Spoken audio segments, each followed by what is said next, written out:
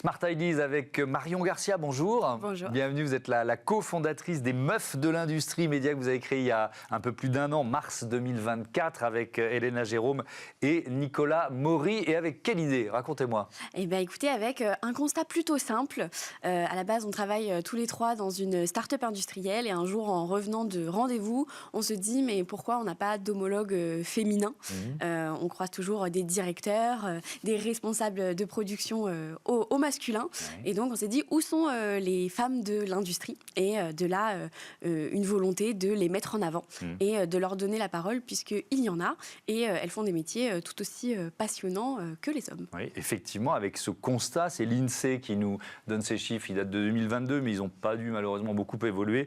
Moins de 30%, 28,5% de femmes dans les effectifs de l'industrie. Et puis, plus on monte dans ce que vous décriviez, dans la chaîne de responsabilité, on est à moins de 20% dans les postes de responsabilité. Déjà, sur le constat général, comment inverser la tendance? Il s'explique comment, ce déficit de femmes dans l'industrie? Alors, historiquement, déjà, il n'y avait pas de femmes dans l'industrie il y a encore une cinquantaine d'années. Et c'est de plus en plus compliqué, parce qu'il y a une demande qui est grandissante de main-d'œuvre avec la réindustrialisation, avec les enjeux aujourd'hui en France. Et l'image de l'industrie dans même les programmes scolaires n'a pas forcément énormément évolué. On associe ça au Fordisme, au Taylorisme, à Chaplin parfois. Encore. Donc ce sont des clichés, enfin ça a existé, mais ce sont des clichés qui ont la vie dure. Qui ont la vie dure, qui persistent dans la tête des jeunes, mais aussi du grand public, des personnes qui ne sont pas dans l'industrie. Et en fait, quand on gratte le vernis, on se rend compte que dans l'industrie, il y a énormément de choses et que ça n'a plus rien à voir avec ces stéréotypes-là. Oui. À quel point ces métiers, justement, ont évolué? Vous avez des exemples en tête? On a souvent ce stéréotype de l'industrie, c'est sale, c'est très bruyant.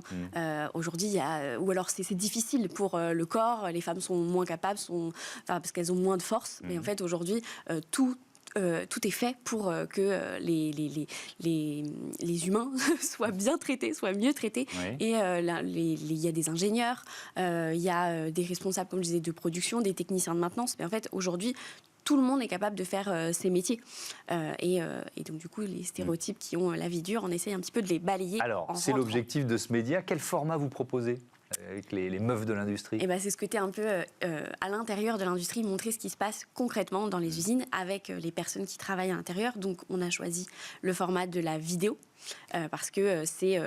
mais une image vaut 1000 mots, donc une vidéo vaut tout l'or du monde. Et donc, c'est des formats qui sont courts, puisque notre cible principale, c'est les jeunes, de leur montrer, les jeunes et jeunes femmes, leur montrer ce qui se passe dans l'industrie. Donc, réseaux sociaux, Instagram, TikTok, mais aussi LinkedIn pour le côté plus professionnel.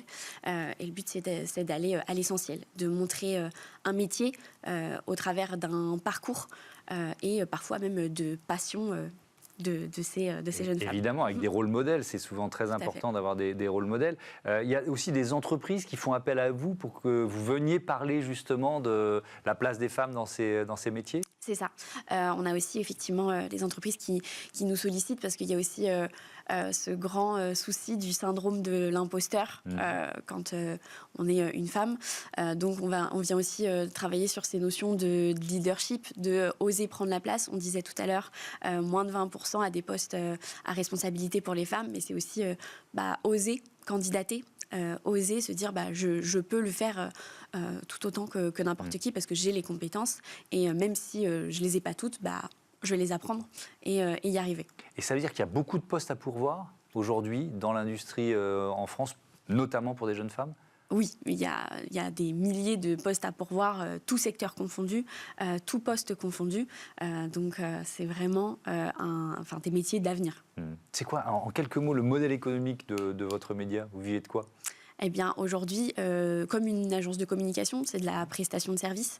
Une vidéo a un tarif, une prestation a un tarif. Et ça nous permet d'en vivre et d'aller faire découvrir de plus en plus d'industries aussi, tout en rendant la visibilité qu'elle mérite. Merci beaucoup, Marion Garcia. Bon vent aux meufs de l'industrie. Voilà, c'est la fin de ce Smart Impact. Merci à toutes et à tous de votre fidélité à Be Smart for Change. Salut.